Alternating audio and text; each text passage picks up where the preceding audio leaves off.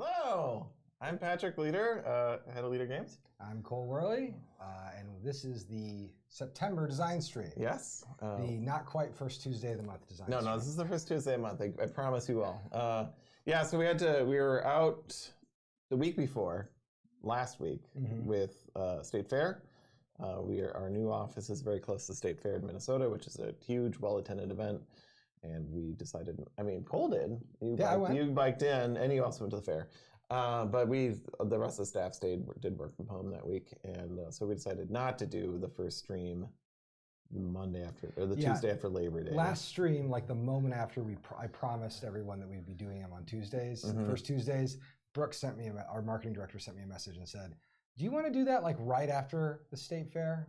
And I thought, oh, that's a great, good point.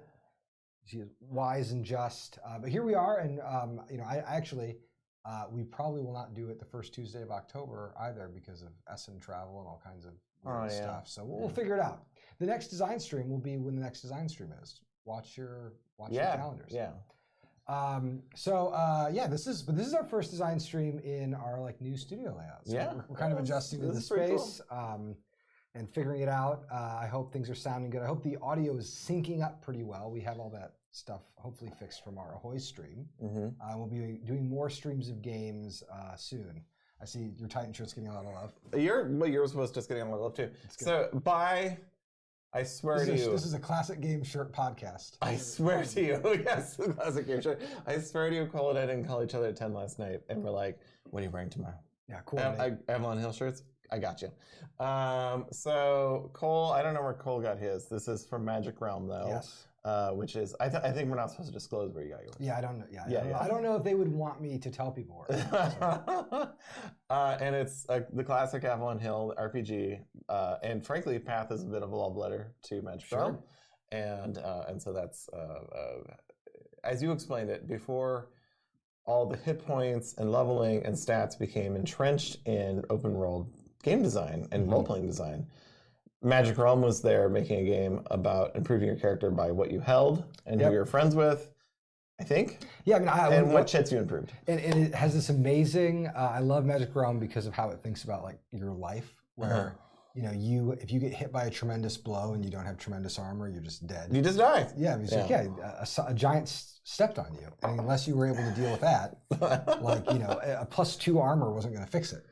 Which is such a, it has a sharpness to it. And I think one of the things that D&D did, probably for the best, is it really smoothed things. It put an actuarial table on adventures. Whereas before they'd been a lot more binary, a lot more on-off switches. So there's now a 75% chance you'll survive instead of a 5% chance you'll survive. Yeah, exactly. So, and then of course Titan didn't start at Avalon Hill, right? And then the edition I think of is the Avalon Hill edition. Yeah. I got this shirt. Best game ever made. Some dudes on eBay sell them. They are somehow connected. It's somehow licensed, maybe. And they're always selling them on eBay. Yeah, I'm gonna probably pick up one. So we should get into it. We have we have something to talk about. Yeah, a lot to talk about.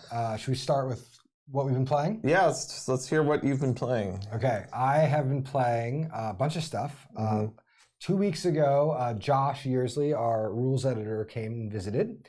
And usually during his visits, we will pick a kind of heavy war game to learn because we both like war games. Yep. And we learned South Pacific, Mark Herman's South Pacific, and by proxy, also Empire of the Sun, and we just had a great time learning it. It was so difficult. It's such a complex game. And I was telling when we were working on it that I felt like when I'm learning a Herman game or a Simonich, I feel like I'm having to really, it feels like studying for a test in a good way. It feels like you're trying to understand chemistry, and you're like, why does a covalent bond work differently than this other type of bond? Because it has something to do with the ions, and you're learning about the ions, and then it isn't until 20 minutes later that you realize something fundamental about what you're studying. Sure. And so that's Herman is all about the model, the strength of the model, and so it was just wonderful to tackle a big complicated game, and then more recently. My favorite game that I played this weekend, which I have not talked to you about, probably because I'll be jealous. This is not the kind of game you normally get into. I played 1871, The Old Prince, or maybe The Old Prince 1871, which is an 18xx game that is set on Prince Edward Island. So the very edge of Canada, a little dumpy island. And it's one train. And there's only one train on the island. Well, it's actually in this like weird genre of 18xx games set on small, somewhat impoverished islands, where there were, for some reason, too many railways. 1860, Isle of Wight is like that too. But 1871 blew me away. It was one, oh yeah, thank you, Garrick. The Old Prince 1871, or The Old Prince. It blew me away. I could not believe, like I've probably played 30 or 40 different 18xx games. And this one was so fresh. And sometimes one of my biggest complaints with 18xx is sometimes you have to go through the motions. You get to the end game, everyone sort of knows what's going on. You run the scoring, someone wins, and it feels like you had to work a spreadsheet for 20 minutes to figure out the victor. This one never felt like that. Every action was super impactful, super interesting. I could not believe just the quality of every decision in the game. And then the actual design itself, it is so vexing. It is like they set traps for different paradigms of thought about how you should be thinking about like the end game in 18xx. And they're like, hey, if you thought that was how you were going to win, you're now losing. You're now in the worst position you can be. Boy, that sounds fun. Oh, it was great. So that was my Saturday night. Was at a friend's house. He cooked some lovely, a lovely dinner, and then we all just crunched numbers for the coffee. It was almost romantic. Yeah, so that's what I've been playing. It was great. My brother was away this weekend at a wedding, and I messaged him, which I normally, if he's on a trip, I'm not going to bother him. But I was like, when you get back, we will go to Prince Edward Island together, because it was an incredible game. Maybe I've only played it once, but it might have been one of my favorite play experiences of the year, was getting through that game. So I'm very excited to explore it. And I mean, that's kind of, like your first game on High Frontier, like what is all this? I just couldn't believe happening here. I just couldn't believe it was doing what it was doing. Yeah, amazing. I'll say one thing for folks who maybe only know a little bit of 18xx, because something about the railway subsidies were based on the length of track. It encouraged people to build inefficient lines. So in the game, there is no straight track; it's only curves. Oh, nice. With like one exception, there's like a special power you can get that lets you place the single straight piece of track, but it just creates this like very goofy character to it. It's lovely. If you like 18xx games, go learn how to play it. It's fabulous. Anyway, that's it for me. That's it for you. What have you been playing, Patrick? Well, I did play. I got all set up for Cosmic Odyssey this weekend. Got all the pieces out, sorted everything, shuffled the decks together. Because it's really an expansion, right? And then a friend of mine just didn't show up. And yeah. So we're gonna do it. We're gonna try again this weekend. So we ended up playing Return to the Dark Tower, which I introduced my wife finally. Heck yeah. I played the Warlord again because I feel like in a 3 or 4 player game you kind of need the Warlord just for the raw fighting power. Yeah. Which I mean, that's what I like about adventure games anyway, so it's fine with me. We played that. We had the tower jammed, and I actually know I've never had that happen. The person who designed the tower, I know them, and we talked through why it was jamming, so I know what to do next time. It jammed once, and the diagnostic didn't tell us how to fix it, so it kept jamming because we had the same problem over and over. Yeah, but it's a great game. I'm not mad about the tower jam. Did you get it fixed? It's all fine now. So what happens is the lights at the base of the tower glow, and then a light will glow where behind the door you're supposed to open. So that shows you the side. This shows you the height, but it's very light, especially in the room we're playing in. And so we thought it was just the bottom door. We made that mistake the first time. And so what it's trying to do is get you to open doors that have a lot of skulls behind them. And so it doesn't jam. And so we weren't opening doors with a lot of skulls behind them. And so then we've tipped it over, got the skulls out, put them back, and then it was all fine after that. I'm probably 15 games into Dark Tower, and I feel like I'm finally ready for the expansion, which I haven't even opened. Oh yeah. But I'm like, I think I'm ready to do it. 15. Yeah. Wow, I've played 2. I think it's the best co-op that I've played like in a year or 2. Wow. I think it's really. Have you played it PvP? I'm curious how it works. So I played that. I've been playing this game on Steam lately called Arcade Paradise, and I think I told you a little bit about this. Yeah. Tell them. Tell them. It is the ultimate. So the company made it, and I didn't know it was the company made it. And then I started playing Arcade Paradise, and I was like, oh, this is just like that game. And then I opened that, but they're very different. So I was proud of myself for making that connection. And it turns out it was the same designer or same company. And that game was Vostok Inc., which was my pandemic. Like when the pandemic picked up, the first week we were all trapped at home. Like after my family went to bed, I would just play Vostok and just zone out to Vostok. Awesome. And it's a game no one's heard about. And so Arcade Paradise is you're this person, I think in England, whose father is trying to turn them in. They're like this big capitalist. And they're trying to turn you into this like someone you're not. So they give you this laundrette to run, this laundromat to run here in the States. And but there's 4 arcade games in the back of it. And so you start renovating that part of the laundromat and increasing it and putting more games into it. And so the game starts out really ugly and beautiful to me because I like the ugly, the ugly side of life. And it's like you're in this laundromat and you have to like do other people's clothing and it's dreary and boring. And it's very well designed to be boring. You put laundry in, you don't just scoop it back out. You have to wait 2 minutes. So you have to go find other things to do laundry. And then, so you'll get into a game and you'll be like, oh, this is cool. But then the laundry's done and you have to get back to the laundry to get the most money for it. So you leave your game and there's this constant like drag on you. But then eventually it flourishes, the arcade takes off. And I have stacks of laundry just sitting in the front of the store. I don't care anymore. And and so then there's still a tedium to like you have to keep the place clean. You have to like empty the coins out.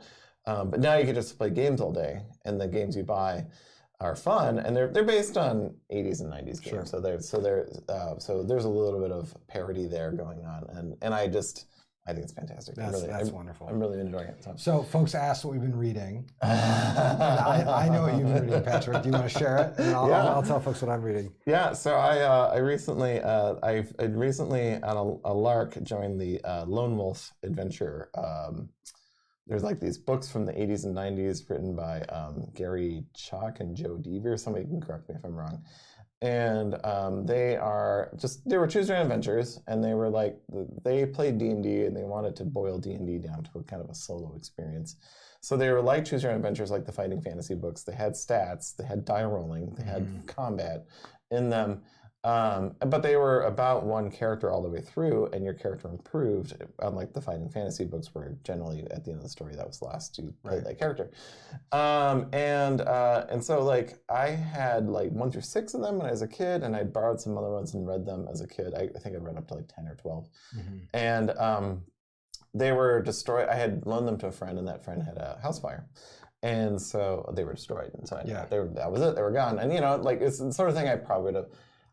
Maybe I have a few of them left, like in a box somewhere. So, but I found somebody selling 1 through 20 online, and so I just, And they got republished, right? They're getting reprinted right now, and the reprints are actually longer.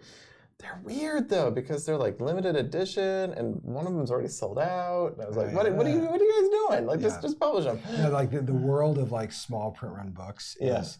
If you've ever had irritations about board games feeling like niche-y and weird, it's nothing compared to like the weird like Folio Society small print, small run book printings. So I'm into book 2 of Lone Wolf, and I also, at the recommendation of the folks that designed Old King's Crown, I picked up Fabled Lands, and that's coming out. I'm interested just to learn more about that one. I like that genre. I just haven't read them. Gary's Chalk's art is amazing. Yes, thank you. I am reading a bunch of things right now. I'm reading, so with the exploration of the Pacific War, I've been learning about the Pacific War, which is a very dad thing to do, but I really know nothing about it. World War II was always one of those subjects that was like very boring to me. And I realized I knew basically nothing about the Pacific Theater. And so I'm reading Ian W. Toll's trilogy, which are these it's the first trilogy about it's the first long form study of the war that's been done in 30 or 40 years, and it's incredibly well researched. He uses tons of Japanese sources and gives a very full picture of how it happened and why it went down that way. I'm really enjoying ripping through those. And then my read on for dish cleaning and running, my audiobook read has been Red Mars by Kim Stanley Robinson, which I've been reading a lot of Kim Stanley Robinson over the past couple of years. He was like the pandemic author for me, right? Yeah. Like I've loved his stuff for a long time. And over the summer, my brother and I basically like book clubbed The High Sierra and got obsessed with it. And I had read Red Mars a long time ago and wanted to revisit it.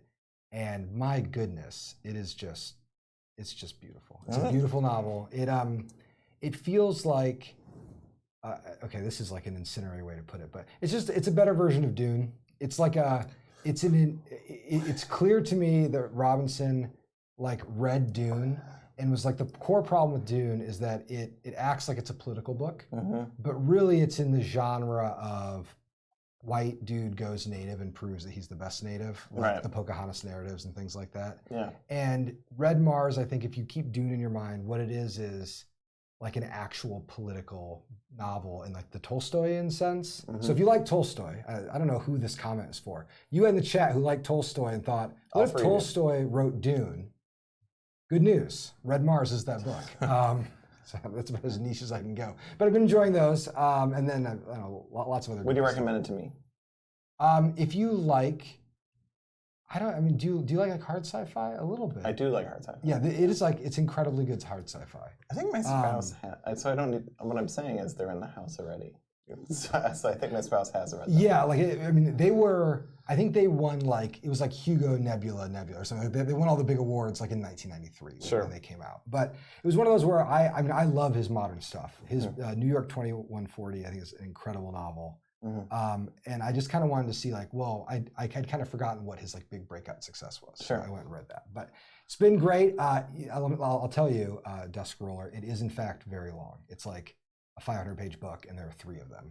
Well, when I'm done reading 20 pages of Lone Wolves, or 20 books, not 20 pages. I don't know, it's a good audio. And I'm trying to like cleanse my palate right now because I'm in the pitching reading group. We read Mason Dixon over the summer, and it was like amazing. It was like one of my favorite reading experiences from the past few years. I think most of the people in that group, I feel like, cried or got teary-eyed at some point because of how just like lovely the book was. And we're about to do Against the Day. And so I'm like trying to clean my desk of all the other like big novels that I'm half done with, because then I want to just devote myself to Against the Day for 3 or 4 months. Cool. So books. All right. Getting into the books. So should we do studio update before we talk about the games? Yeah, let's do studio update. Yeah. I hope Brooke briefed you on any of this, because I am. You're just going. I'm just going with your flow today. All right, that's good. Yeah. So studio update. This summer we had a big move, which we already talked about, and then we had the big fair. Our current offices are about half a mile from the Minnesota State Fairgrounds. And the thing about the Minnesota State Fairgrounds that Patrick mentioned is that they're very busy. It's a very big fair. It's well done. And it's partially big because unlike a lot of state fairs, which are usually outside of the major cities, this one is kind of in the middle of the metro area.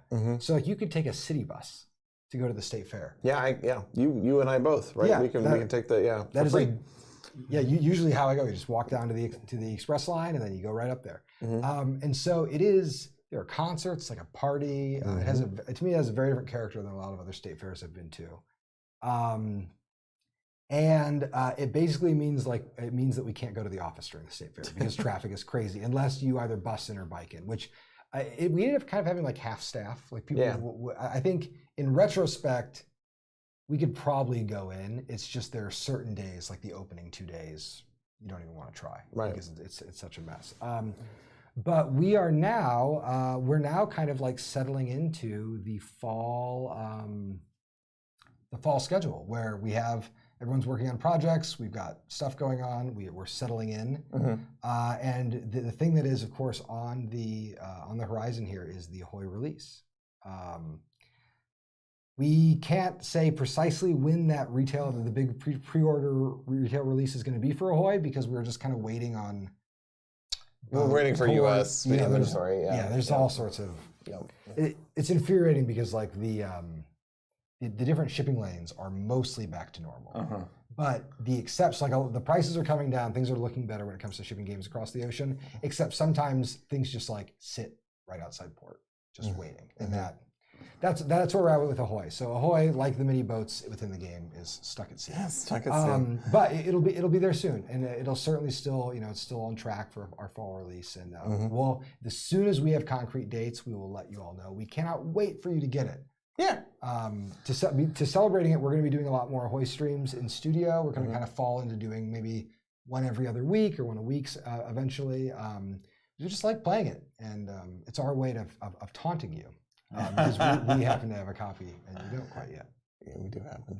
And we last Thursday we did Ted, Nick, and I sat down for a game, and I thoroughly enjoyed it. I actually hadn't played it in a little while, so I had forgotten that you can't build strongholds anywhere. That was I felt really embarrassed. I'm now mentioning it, so I feel more embarrassed.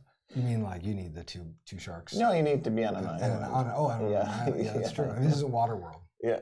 I can't wait for folks to get it. It's really, it was funny. I was listening to two people talking about it the other day, people who happen to have review copies, and they were like, it's weird because it's pretty deep, but also it's pretty easy to teach and pretty lightweight. And I'm like, yes, it is in fact a medium weight game. And you can just enjoy the fact that it's easy to teach, but it's still pretty thinky. I'm very excited for folks. It's neither light nor heavy. Yeah. If only there was some word that could describe what that is. Something between those two. Yeah, and then do you want to say anything about new staff? We're not supposed to. Oh, then we're not. Yeah. We're not saying nothing. Yep. Next time. Next time. We can talk. Cool. Also on my social media tomorrow. All right. Well, watch that space. Watch that space. Cool. Yeah, I think that's it for studio stuff. Everything's going well. We're just kind of settling into the space. You know how when you move someplace new and you set everything up, and then 3 weeks later you're like, that table can't be there. I feel like that's where we're at with the office. Like we've been just kind of optimizing it, moving things around, getting used to the new tech, stuff like that. I just live with whatever is around me, so it's interesting when things move, and I'm like, oh, well, neat. That table's there now, so it's all good. And then for the root restock, we have root that has now moved into the distribution. Yeah, it's all going out. Yeah, so you basically we got a new run of root. It sold out, but by selling, what we mean by it selling out is that it is like now in all of the different sales channels. Yep. So if it's not if you have it on order at a store, they'll be getting their copy fairly soon. And then we'll have another run of root coming. Maybe by the end of the year. There's already one at the factory. Yeah. Yep. Which we ordered months ago, but yeah. Oh, and if you want to play Ahoy now, you can. We have the TTS mod released. Yes. And you can go look it up on at the Steam Workshop, and there are always players on the Woodland Warriors, the Discord that is around the company. And so if you're looking for an Ahoy game or you just really wish you could play, you could probably be playing today. If you just put out a little inquiry. Yeah, just call me and I'll come and jump in the game with you. So please don't call me. Cool. All right. Let's talk about what we're working on. Yeah. What are you working on right now? I am deep in ARCs. Deep in ARCs land. That's good. That's the answer I wanted. What am I working on right now? Well, the stream's over. So I am very much deep into ARCs. ARCs is in, so last time, I really wanted last stream to say, and here's the new ARCs kit, and to give you all the new ARCs kit and to do a big Kickstarter update. And because of the move and the fair coming up and a bunch of other things, it didn't make any sense to release it. But I'm happy to announce that we will almost certainly be releasing a new ARCs kit within just a few weeks. And I'll be talking through some things about the design on the stream, so I'll be able to give some specifics about what we've been doing.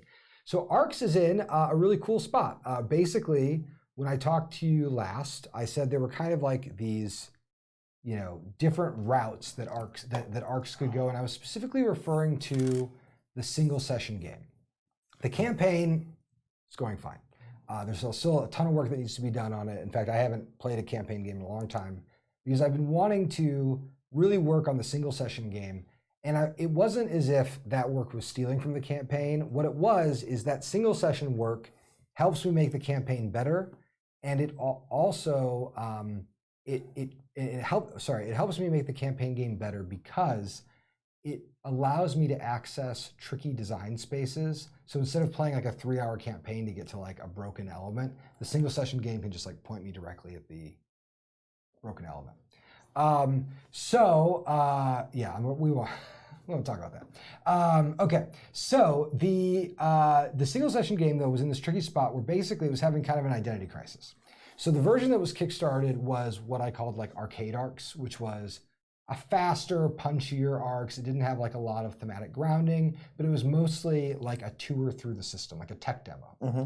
And then there was a version of ARCs that was scenario-based, which is what I thought I was going to end up doing. And so that was a big chunk of my summer was spent trying to build different ARC scenarios. Mm-hmm. And what would happen is if I found it, I would look at the campaign, I'd be building campaign content, and I'd say, ooh, that particular like campaign seed is an interesting scenario. Mm-hmm. Let me turn it into a scenario.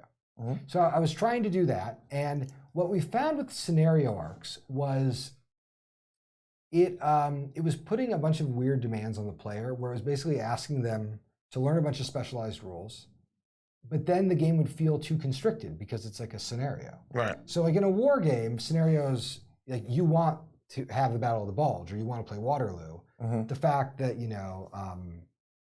the fact that you're gonna have to concern yourself with these different like Belgian farms in a Waterloo game is important because they're in all the Waterloo games. Mm-hmm. Whereas in a game like ARCs that is a little bit lighter and is for a more general audience, that makes it start to feel like this game is too static, like there's only one way it can be played. Mm-hmm. And then there was this third way of doing ARCs that said, what if I made ARCs more like Oath or more like a PAX game, where it was a little bit sharper, I got rid of victory points, it was a little more King of the Hill. A little more grindy, but like in a good way. Grindy in the sense that you were really locking horns with another player and trying to search yourself for any advantage. Mm-hmm. And what I found was the scenarios felt too static and limited, and the PAX like Oathy way of doing ARCs really did not harmonize with the action system. Because PAX games, and Oath is like adjacent to that, have a very open action system, which means you can generally do what you need to do. So if you need to go get secrets this turn, go get secrets this turn.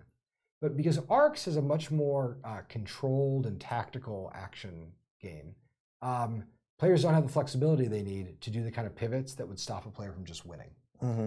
And so for that reason, the Oath variants of ARCs always felt bad. They were like very...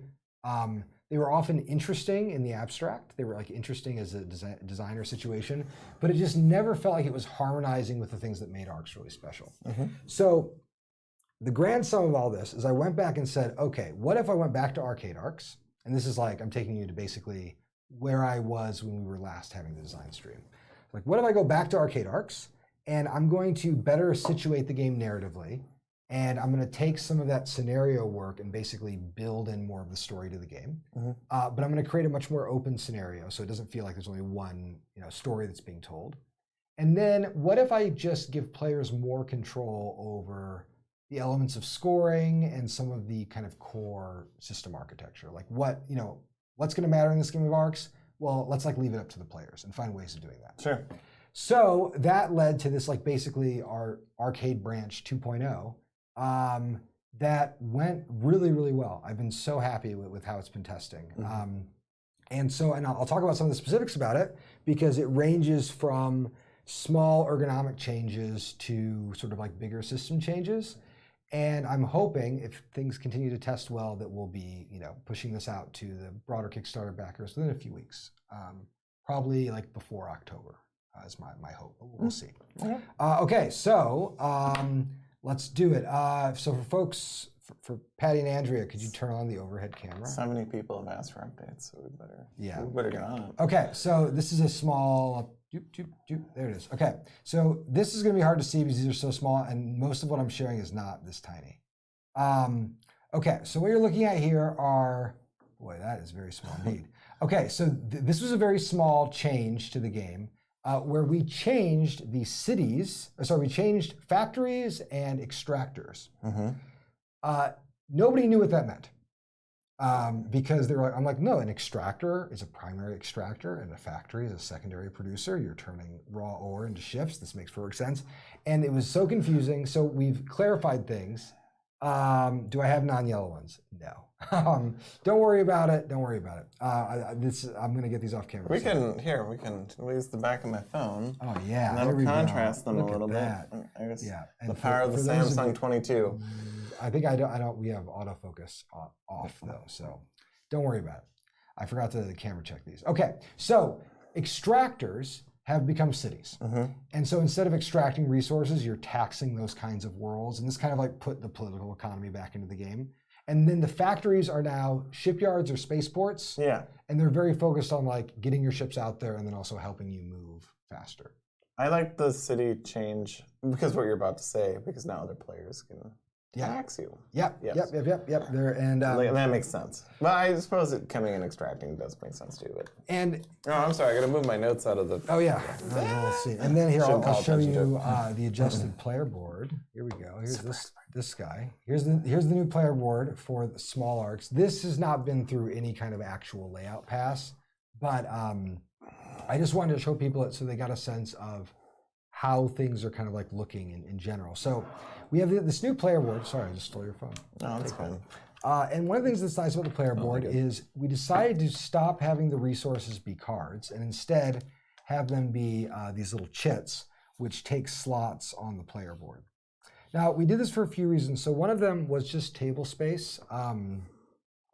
The resource cards were taking up too much space on the table. This is way easier for me to parse. Yep. So that alone. And like, if players need a reference, they can just see what the resources do here. They don't need to be written on every token.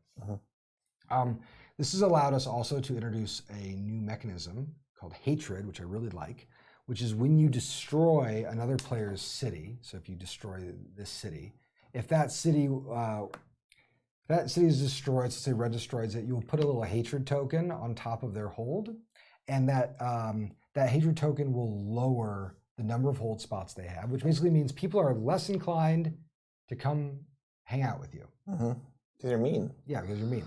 Yeah. And then these hatred tokens have a few other properties, which I'll talk about later, perhaps. But when you score objectives, you get bonus points for every hatred token you have. So the more hated you are, the lower your hold is. You're kind of giving yourself a handicap. But if you do score objectives, you get tons of lift. Big jumps from those points. Yeah, it's new to me too, that part. Yep. And I'll say some of this stuff is going to be even new to the testers because we have slowed our testing slightly on purpose. And that's because I've noticed a pattern. Apologize if I lose my voice here. Talking all day. I've noticed a pattern with our testing schedules that it's looking a little bit like we're going to pre-pandemic testing, which means it's more common for players to play on the weekends. Yeah. And they're playing a little bit less frequently, which is fine. But it just means that we have to adjust our testing too, and not have to overextend our testers. So I'm trying to get in a habit of like releasing new versions only once a week, max to testers, probably once every other week. So a lot of the stuff I'm going to show you is stuff we've been working on for the last 2 or 3 weeks, but I haven't actually shared with our internal testers yet. So will these be stickered like they are now, or will they be just for punchboard? They'll probably be punchboard. Okay. Yep, they will almost certainly be punchboard, but we'll see. And they will look a little different on these. Obviously, these tokens are just kind of like a quick kit bash. We'll have actual like tokens. I mean, I think these are even the vast goblins. Yeah, right? these are vast goblins. Okay, so that's that change. Okay, now in terms of and what happens when you get to 3 hatred? Oh, then you're just getting more and more points for. Oh, there's no sudden death for that anymore? Nope, we got rid of that. So one thing that we've also done, and let me see if I have an example here, is these are not great examples, but I'll do it anyway. So with the tech cards, you'll notice on this board that we no longer have tech slots. And so now when you get tech, you just put it aside. And if you can have multiple techs of one type, this is still in fact using an old icon. Don't worry about that. But if you want to like make it so that your cities are really good at fighting and also defending and also they can fly away, that's fine. All the techs are now designed that they can be like freely kind of collapsed and everything like that. Oh, thank you, Patrick. So we have these little guys. Tech now happens a lot faster. And basically the way tech works is we've adjusted what the powers of these different resources do. So now at the end of your turn, you can spend a relic resource and another resource of your choice, another non-relic resource. And when you do that, you will draw 2 technologies, which are now called ancient secrets. You draw 2 secrets and you pick one to keep and you instantly get it. Yes. So you no longer have to like get it from the market, you get it at the end of your turn, next turn you spend the relic to research it. Some of that research loop is still going to be present in the campaign game, but it won't be present in the single game, which is a little bit more propulsive. Sorry, I love it because I've always any research system. You know, I mean, Voidlich had this. Like it was just like you're gonna get it in 3 turns is not as fun as hey, why don't you start doing it this turn? Well, and it like works when you're playing the really long game, Yeah. but it just doesn't work as well. And then, okay, cool. So that's some general stuff here. And then the market. So even though these are no longer in the market still exists, but the market has 2 types of cards. So one card are these guys. So here, we'll move this back. So the market, let me see if I have enough examples, has 2 types of cards. So these are both guild cards. And then this is an action card. So obviously, like we haven't done layout passes really on these. Guild cards are cards that, so again, you're putting cubes on the market cards and then you're taking them into your player area when you win the auctions. Guild cards are a scoring vector, so you might want to have most guild cards to get different points. But guild cards also can be spent for a single power, and then they have these keys on them, which is how many raid symbols you need to roll to steal it to kidnap the guild member. So these can still be fought over. Text can no longer be stolen once you research it. Guild cards can, and they're worth a guild point, and then they have a power that you can cash out the card to take whatever the power is. So this is going to propaganda campaign. It's going to give you more victory points when you score objectives. Support of the War Guilds is going to give you a bunch of weapons, like a big lump sum. Every time I sandbag guilds, the guild's objective doesn't come up. Well, I'm going to show you something that's going to change that. All right. Then you'll note these guild cards, and this is a little hard to see, but they have resource icons in the top left. They have some affiliation with one of the game's 5, like peoples. And if you are hated in that peoples type, you can't have guild members of that type. So if you destroy planets, if you destroy cities on the weapons planets, the war guilds will never support you. I see. And so players who are going the hated path have access to fewer guild powers. This creates a really lovely asymmetric market tension where you might make a decision that then makes it so you can't bid on certain cards, which might make other cards much more valuable or less valuable for you. Cool. So there's all that stuff. And then we have these cards, these little Vox Populi cards, which are just single powerful actions when taken. Now, one big change that we've made is we've changed how the market works. So previously the market you would bid on with cubes, and at the end of the turn, whoever had the most cubes would get the market card. It doesn't work that way anymore. Now the construction card, here's a construction card, has a new action called secure. And when you take the secure action, if you have the most cubes on any market card, you can resolve that card, and then a new card is flipped out to join the market. And so it's so fast.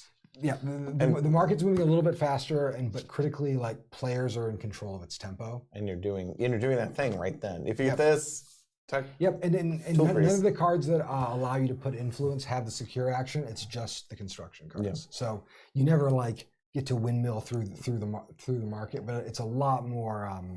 It's just a lot more player driven, right? And much more dynamic. And I've been careful to structure this market in such a way that it's going to really help with a few other problems we were finding in the campaign mode. So a lot of these changes are going to harmonize with the campaign mode pretty well. So a timeout. I played this like 8 working days ago, and I'm like, here's some cool new features. So wait till you see the big new features. It's not like I've been playing it for months. I have been playing it. Yeah, and you know, one thing that's happened like since the last game that you played is we've been working on the game, but there were like long-standing things that we've been working on that we worked on for weeks and weeks, and I wasn't pushing any of those changes to the versions that we test in studio or that we test with the testers because they just weren't good enough.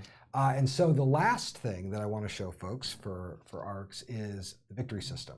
Now this is something that our testers do not yet have. They will have it probably this Friday. Okay. There's still a few little adjustments I want to do to it, and I'm partly doing this because I just want to shield the testers from some of the like exhaustion of the daily iterative loop. But this is the adjustment to the objective cards. So, ARCs has had a rolling objective market for such a long time. I mean, almost since its first conception, it had this like set of ambitions which would just slowly fall off the market. I don't even have any. with me right now. I should have grabbed some. Don't worry about that. So it had little objectives, and it would say, score if you've got the most hats, score if you've, got a fastest rocket ship, whatever. And I'm kind of cribbing off of things like Twilight Imperium with objective markets like that. But mostly, I just needed like some kind of random goal that I could be giving to the players, because that random goal, a victory condition. Fundamentally, the thing a victory condition does is it puts a system into tension. Because you have a system, and as soon as you say, hey, everybody, you need bananas, now the whole system is going to arrange itself around the value of a banana, right? And so with an objective system, the campaign game has a really robust victory system. But part of the problem with the campaign game is designed so that players have to value things themselves. So you have to decide, do you want to go for victory points in the campaign game, or would you rather open up a new plot line? Sure.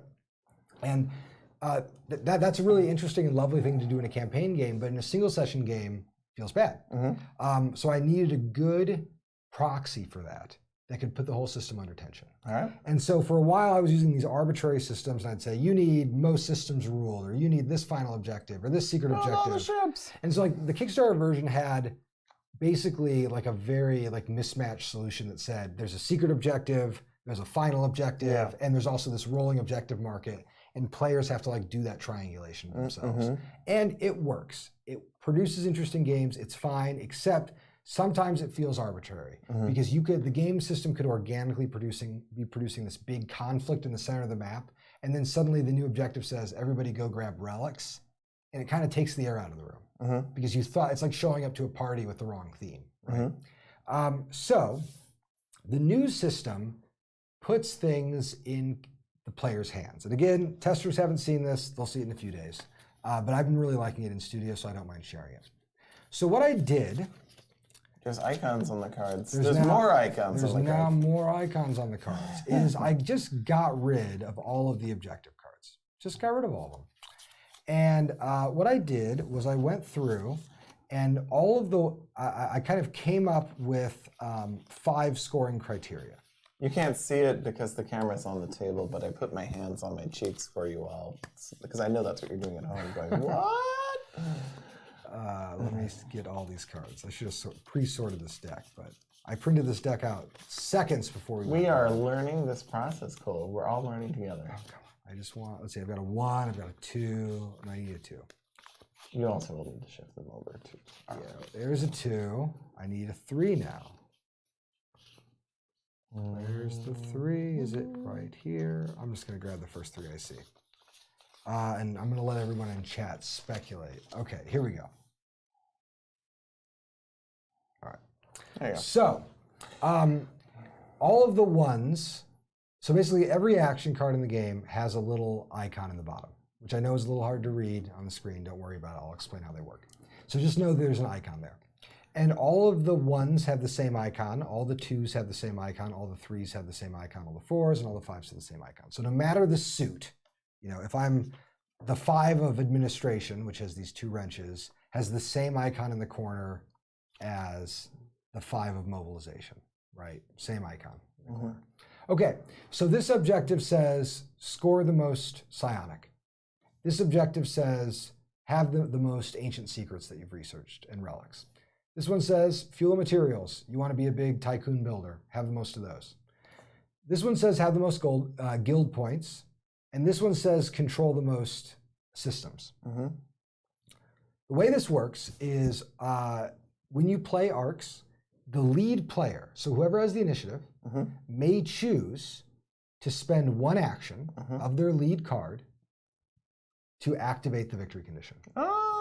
So if I lead, I'll use this as an example. If I lead administrate 2, I could take 2 administrate actions, and then with my 3rd administrate action, I can choose to activate the Ancient Secrets victory condition. Sure.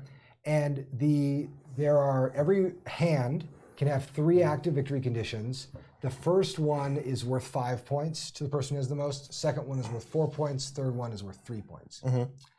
And what this could mean is I could say, hey, I think I can beat everybody on secrets. I'm going to play this card. And if you disagree with me, Patrick, on your turn, whenever you take lead, You could play one that also says secrets, and now secrets are not worth just 5 points. They might be worth 5 plus 4 because you can double down on it. And this creates a very dynamic, very fluid bidding system that's a lot like traditional trick takers, where you're kind of deciding which of these victory axes do you think you can compete on and win on. During the trick taking. Yeah, during the trick taking. And then at the end of the hand, they get scored. And because the earlier committed cards are worth more points, players want to lock those as soon as they can. Because if let's say I really think I'm going to win on the most sites, the most systems ruled. If I have the initiative and the 5 scoring token is still available, I want to lock that in right away. Sure. And what that does is it means early on in the hand, the first 3 rounds, players decide what the scoring categories are going to be. And maybe you think you can hold the initiative or whatever. And so you decide, you know what, I'm going to choose not to activate a scoring condition, but you're risking the possibility that you might not be able to activate the one you want later. Even more for me to enjoy when I'm locked out of. Now, this, it fixes 2 things fundamentally. So fundamentally, it fixes the feeling of the victory conditions being arbitrary. Because you start the game and you know, look, there are 5 different conditions. So if I start building a bunch of cities on psionic planets and like building up that resource, I am planning on doing this. Other players can contest me on it, either by activating different conditions or by fighting over my resources. And so this allows the victory to be very, very fluid. I figured that was just politics. I was just like, well, someone now values guilds, I guess. And then the other thing it fixes is it makes it so there are more ways to play a hand. So in trick-taking games, there's often like a correct way or a couple different correct ways to play through a hand. You know, usually you're going to lead your high resources, you're going to bleed people off, things like that. But what this does is you might lead a 3. Very first card played of the turn, you might choose to lead a 3. Now, normally that'd be horrible. Right. Because you know someone's going to play the 4 or the 5 and take initiative. And then, But I might want to lead a 3 because I need to lock this victory condition. Sure. And the victory conditions are set up so that like sort of the more desirable victory conditions, the ones that you can like build better groundwork for, are lower numbered, which means if you commit to them, you are probably going to be giving the initiative to other players. Sure. And so this creates like a lot of curious card play and just sort of different ways of playing out the cards. Someone asked, do all the resource types have a corresponding victory condition? No. So only psionic, and then relics kind of, and then fuel and materials. Fuel and materials have this one. Weapons don't have one because they too easily pivot into other conditions. So because you can go raiding with them. Yeah, you can go raiding with them, things like that. So I didn't want to hold them. So then what about the 0 cards? Okay, so when you play with 4 players, you add in the 0s and the 6s. So the 0s and the 6s. You stole my thunder because that was going to be my next question, because I was going to be a little bit annoyed because I suggested 6s a while ago. A long time Just ago. jokingly, of course. So here's the 0s. Now the 0s used to be double suited, but we're experimenting in development right now with making the 0s single suited. Because it's not clear if players in the 4-player game need the amount of flexibility that it was giving them. And what we decided instead was one of the reasons why the 0s were double suited was because players only had 5 cards in their hand. And we're moving to a system where now, regardless of player count, you always have 6 cards in your hand. Put that over here. So here's the 6. So now when you play with 4 players, you add both the 0s and the 6s, and everybody gets 6 cards. So this is helicopter landing pads. Yep. And this is K-pop stars. Yes. Yep. Yeah. The 6 is the most hated points, and the 0s are most number of ships on the board. All right, cool. So that is what's been going on with ARCs. What I would like to do is Kyle is working. What's the difference between the 0 and the 1s? Are the 0s just weaker than the 1?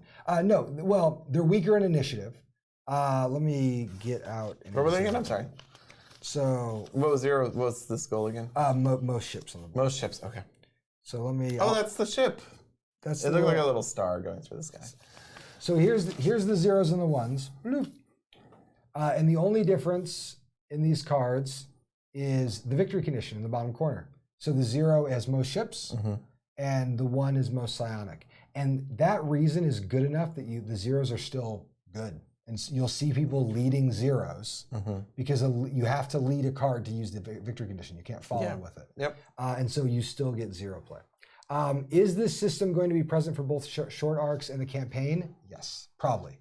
And in fact, if it works, it might very cleanly replace the entire bounty system. Because the bounty system basically did this in an artificial way, where it said, if you care about relics, other players get points for having relics. Yes. And what this does is if you care about relics, then you are going to be organically bidding your cards to score on relics, which means other players are going to be contesting them. And so I'm hoping that this clean replaces some of the systems, and that, I would love it. I basically want as few rules changes as possible moving from the single system to the campaign. We'll see what's possible as we get into it. It makes me angry how good you are at this. Thank you. I mean, I worked all weekend. So in general, I'm happy to report that Short Arcs is in a great place right now. I'm really happy with it. We have cut, since the Kickstarter release, I think the rules have been probably cut by about a quarter, about 25%, which is always a great sign. We've got tons of content that didn't exist, just lots of like new tech cards and special actions. The map has been cleaned up quite a bit. And what I'd like to do for the current schedule is by the end of this week, we'll be releasing this to our testers. They'll be vetting it for a couple weeks. In that time, we have a lot of art that will also be vetting. And so these action cards, you're not going to actually get them in the layout that you just saw them on the screen a bit ago, because they're going to look different. We have a layout that's actually tuned to what these are doing.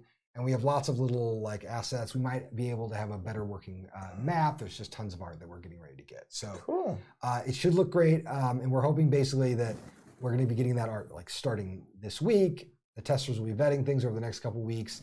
And then something probably by the end of September, I'll say, we will have a beautiful fresh kit for all the Kickstarter backers. And after that, if everything's going well, I'll probably go back to just working primarily on the campaign. And then within a month or two of that, we'll have the campaign for broad testing too. Cool. That's ARCs. That's ARCs, people. We're in it. We're just totally in the sauce right now. Aaron, the sauce is just all right, my voice is fading, Patrick. Talk about what you're working on. Do you still want to do that? We're at 255 right now. I think you should talk about it at least a little bit, because I played it and it's really cool. All right. So I've been working on, let's do some background. Of Path. So a long time ago, David Somerville wasn't going to sell me Vast. And so I started working on other asymmetric games inspired by Vast. And one of the branches off of that, there's many branches from in that tree, the great tree of Vast and Vast-like projects. Developed a game, what did I call it at the time? Doesn't matter. It's called Path now. And while we were looking around for art styles for it, one of the things I said, I'm just going to make this a regular fantasy game. And Kyle was like, I can't draw another regular fantasy game. Please stop. So he started drawing anthropomorphic animals. And so it was two branches of it. One of them was like, you're going to be playing these asymmetric factions, and those will be represented by animals. But it was a much more like mechanical game, like chess, where it was like, if a piece is here, it's not like Root, where things are a little bit more representative. A warrior on the board might represent influence, or might represent, So it was more like, there's literally a wall in this space. You cannot go through the space, and things like that. So that was one direction of it. And then the other direction of it was that I started to disconnect the victory conditions from the player positions, and I wanted to make those the asymmetric part of the game. And so then that gained some popularity. Anyway, so he drew anthropomorphic animals for the first version of it, and then you saw them and said, "Let's go with this for." Yeah, something like that. Yeah, something. Yeah, let's go with this. And I think you'd already been thinking about anthropomorphic animals because you've been reading Redguard and stuff like that. And yeah, well, Redwall. Redwall, excuse me. No, you're good. I just want to make sure that Redguard wasn't something. I don't know. Well, it's like back to Oath Keepers. Yeah. Like, oh no. Oh no. Yeah. Redwall. Yes. I just the chronology is like so muddy because I feel like when we were working on Root, back when it was just called Rule, Yeah. it was like we were really unclear on the theme. on the theme, and I feel like Yeah. just stumbling. It might have just been stumbling through those photos from Path and seeing, Right. So doesn't matter. Doesn't matter. I don't know who came up with that particular thing. Kyle drew that. The red guards from Elder Scrolls. That's kind of what I thought in the back of my brain when he said it. Okay, good. And I was like, that's fine. Woof! That's fine. All right. So we're building this, and this map is via Mike Patak, Northhound on Twitter. He and I were working on this a couple of years ago, and I've just been bashing this map together since then. And so what we're doing now is we're building. This is it's going to be kind of an open world or Magic Realm style game in the Root universe right now is what we're working on. And so the players all represent. I guess it'd be like if you had 4 vagabonds in a game at a time. I don't want to market it that closely, but that's a good way to think about it. And so the characters are moving around these hexes, and the factions are present on the map. So this is just 4 hexes from a much larger map, and the players are doing missions for those factions. And so each faction board presents the Republic right now, which is the Alliance. We might call it the Alliance. It's up in the air. So that's the Alliance has these little cities they have multiple cities on the map. They can actually found cities during the game, and add more cities or towns, to the board. And so you can go to them, and you just do delivery missions for them. So you pick up something from one town, you move to the other, and you get points or fame for doing that. It might be both at this point. And so then, like the cats, send you on bounty missions. The badgers send you looking for relics and things like that. So you gain points with them, and you can gain points by going on the path, which is your kind of personal journey during your own personal adventure during the game. I think we're kind of moving away from the narrative, like having kind of a fixed narrative for the path, and having more of it'll just be an extension of the mission structure right now. Yes, so that's all going on. Meanwhile, while that's going on, you are influencing the factions of the game to become more or less powerful. And so those will hit, at the end of the game, one of the factions will be the most powerful, and their points will be worth, because you get each mission you do gets points with that faction. And so as you, if that faction ends up dominating at the end of the game, that creates certain actions will change based, like, so when the Badgers are ahead, it is easier to explore the runes. And also, if they're winning at the end of the game, they become all the Badger points are triple, and then one of their factions are doubled, and then one other faction, all the rest of the factions are single. And so that's all going on right now. We're kind of experimenting with that system. Cole suggested to me kind of a cool influence system that I'm going to try. We'll see how it goes. Yeah, I was telling Ted at lunch, I'm excited about this, but this part of the design is way out of my wheelhouse. So I'm going to see how that goes for me, and we'll see what happens. So are these, when you build this map, is it built like randomly? I'm going to have suggested layouts in the book. And then if you want to build sure, it. like what happens when it's like this? Yes. So this is a path that is going to a non-white path on the side. Yeah, and that can happen. And actually, it doesn't matter if there's a path there. So if this happens, during the game, you can take a scouting action. So let's say your vagabond's there. Then you make a skill test, and if you succeed on that, I don't have anything to put on the map. So here we go. So then you'd put a little token down to show that that you've blazed a new trail into the map, and so now all the players can go across this trail. I'm thinking we might make it so that the first time you explore it, we talked about this, it's just your personal path, and then if another player comes and scouts it, then it becomes everybody's path. And then there would be some sort of like, you get a path point or you get a fame point for every trail you create. So the map like gets a little bit more interconnected as players are playing it. Yeah, and I think we're cutting it, but currently the Badgers and the Cats, as they become more powerful, their city also grows, and so like between any two clearings, it's assumed that you're having a little bit of trouble navigating, Sure. And so, but once the urban area grows bigger and bigger and bigger, you can start to cross you can cross all of a town with one action instead of multiple actions. That was a good suggestion about the Innis tiles too, like as a hex that can lock. Oh, sure. There are ways of doing the boundaries. Yeah. So they can lock up. Yeah, we're pretty early on that. So, Infection. Enough of you. Yeah, it's really cool, and even in the early tests that we played, just a lot of the core systems were interacting really well, and I love it too because it when we have design chats about it, we find ourselves talking about other open world games, and I feel like the general consensus is this is a controversial statement. There aren't really any good open world games. There are a lot of ones that I super enjoy playing. Absolutely. But is it good? Good? We both like playing Talisman. Yeah, I like. You play it against I play Talisman. But Zia to me is my favorite example. Sure. Because I love Zia. I spent too much money on a wooden sorter for my Zia, and I spent a whole afternoon wood gluing it together and putting the ships in the little hangars. I love Zia.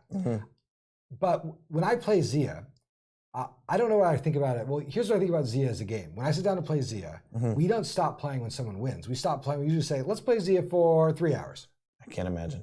And we just play Zia for 3 hours. And at the end of the 3 hours, we say, that was good. Or we wait for a natural point. Like someone has their ship, they fly into the sun, and we're like, hey, that's a great ending to the story. Let's stop. Yeah. Let's no longer be playing Zia. Someone flew into the sun. That's good. And what's interesting is I feel like a lot of the conversations we have recently are what is stopping those open world games from being really interesting, from the players having meaningful interaction. And I think that you're doing a lot of things in here that are going to answer some long-standing design problems with open world games. I think the most basic question to me, and I put this in, so Cole forced me to write a design homework. No, I'm just kidding. Of course, I wanted to write that anyway. And so you joke, but I do have corner boards down in the corner of my notes. So on every page. On every page.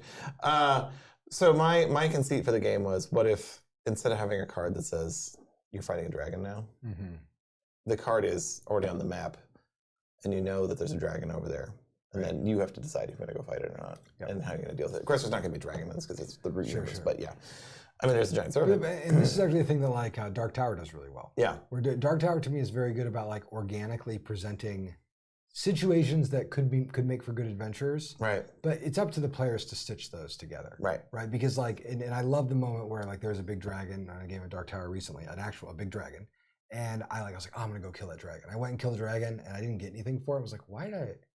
That was just kind of dumb. I kind of exhausted myself killing this dragon, and then we lost the game because I spent everything trying to kill a dragon that didn't matter. But there are other situations where you're like, I need to go kill that dragon because it's threatening that town, and if I lose that town, we're gonna lose the game. Right. And I think that one of the things that the reason why the reason why I'm wearing a Magic Realm T-shirt, I think the reason why we still talk about it is Magic Realm was very good at creating an adventure ecosystem rather than just saying, rather than doing what Lone Wolf does. Right. And it's no shade on Lone Wolf, but that's a good solo game. It's a good solo game, but also Lone Wolf, those were written in the early 80s. Right. And a lot of adventure games are still stuck in that moment. Yeah. As opposed to thinking about that's what's so interesting about Magic Realm. Magic Realm was what if we think about adventure games as ecosystems? Right. And then the entire hobby was no, we'd rather than be like Lone Wolf. Right. This is just a reflection of me playing too much Far Cry. But here we are. There you go. Cool. All right. Anything else to add? I'm sure we'll be talking a lot more about this in the future. No. I still we talked a little bit about maintaining a plot deck still because I do want those other story beats to come into the mission system. And I don't, but we need to get the influence system working first. So yeah. Someone asked about comparison with the Root RPG. The Root RPG is amazing, but it's also an RPG, and this is very much a board game. No, it's very much a board game. Yeah, you're very much grabbing for points the whole game. Gotta get that Summer Sword. All right, do you have any questions? I think we can stay for we'll take 10 more minutes, 20 more minutes. I always have to remember that when we go long, Brooke has to check a longer transcription. Oh, okay. But we can totally take questions. Any Oath expansion news that I've missed? Not yet. Very much just working on arcs. I've been like jotting Oath ideas down. We have like a huge bank of Oath ideas. It's just a matter of getting a free week to work on it. So maybe probably in October I'll start that more seriously. It's starting a little bit later than I had wanted, but that's how it goes. Brooke is the best. Brooke is the best. Yeah, we all agree. We just agreed, and it was unanimous. Yep. Questions, maybe from Facebook, Brooke? Someone asked about trying turncoats yet. I can't speak for Patrick, but I will say we played in the office. I had a delightful time. Love turncoats. I'm sorry, I probably took a nap. I have a dog now. I get no sleep anymore. I'll say we got the felt. One of the people in the studio played with like the felt map. It was very nice. It turned out really well.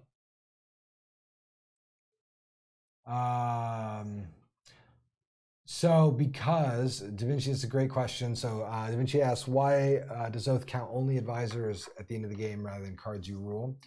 And it's because the advisors are more likely to be different from the at-large card pool, which makes the growth a little bit more divergent, as opposed to just saying like, wow, there's a lot of Discord cards out there. Well, there's still a lot of Discord cards there. Whereas having advisors, you can conceivably play the advisor game, and only you can conceivably have advisors that break with the common suits of the game, especially because the way the deck dynamics work, it's often beneficial to do something different than the map. Yeah. The other reason why is it creates more tie situations, which gives players more choice about the end game.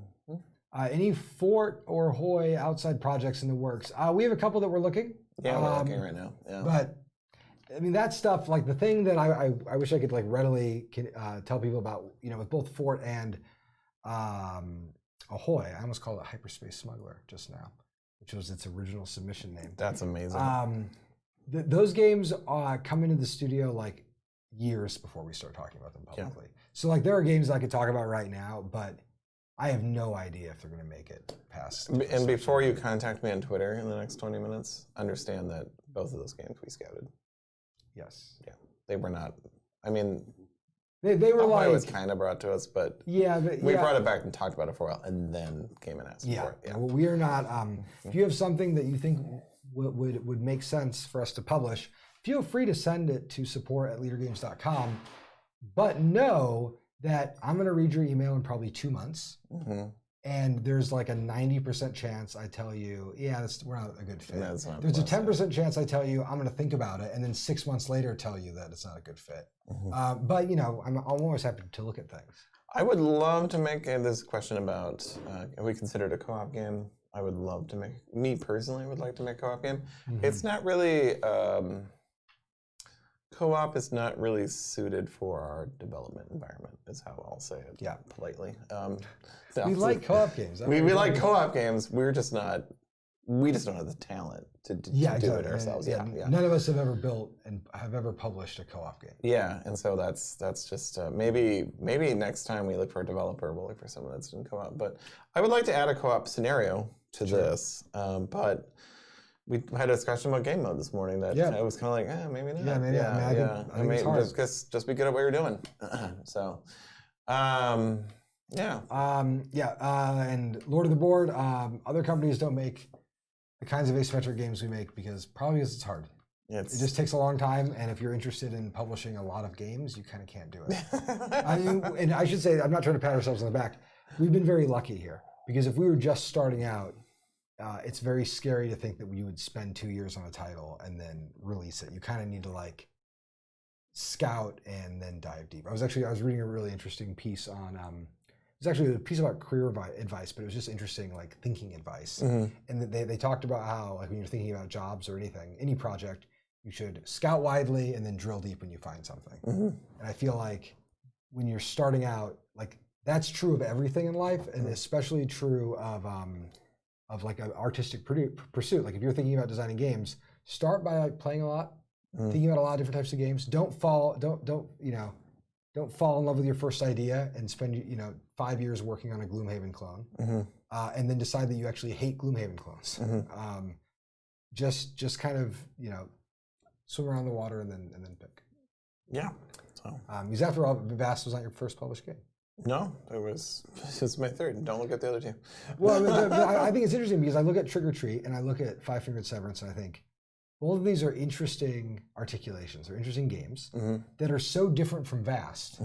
And in another world where, and I think of those three titles, Vast is the one that is most closest to your sensibilities. Sure. Yeah. Right. And so that's like, I don't know. So I think just trying to find a sense of sensibility is important. That's true. Watch out, Austin. Okay. I think we're pretty much ready. Let's wrap it up. Good to go. I will. I will say I'll try and do a design diary about Path soon, just as like a pre-show. So where can we find Leader Games? No, I'm just kidding. We're not on any other show. And you can follow us on Twitter. If you're not a member of the Woodland Warriors, please join the Woodland Warriors. It's great. Yeah. Especially if you're the kind of person who loves our games but doesn't often have players. There are lots of players there, and they're always looking for more folks. So yeah, thanks again for coming along. We will see you sometime next month for our next designer chat, and we will be doing. We'll have some more Ahoy streams coming out, and I will probably be doing an ARCS development stream within the next few weeks as well, where we just actually do like a playthrough using the setup here. So sure, sounds good. It'll be something I'd like to do before October, but we'll see. All right, sweet. Thank you very much, and take care, everyone. Bye, everybody. Bye.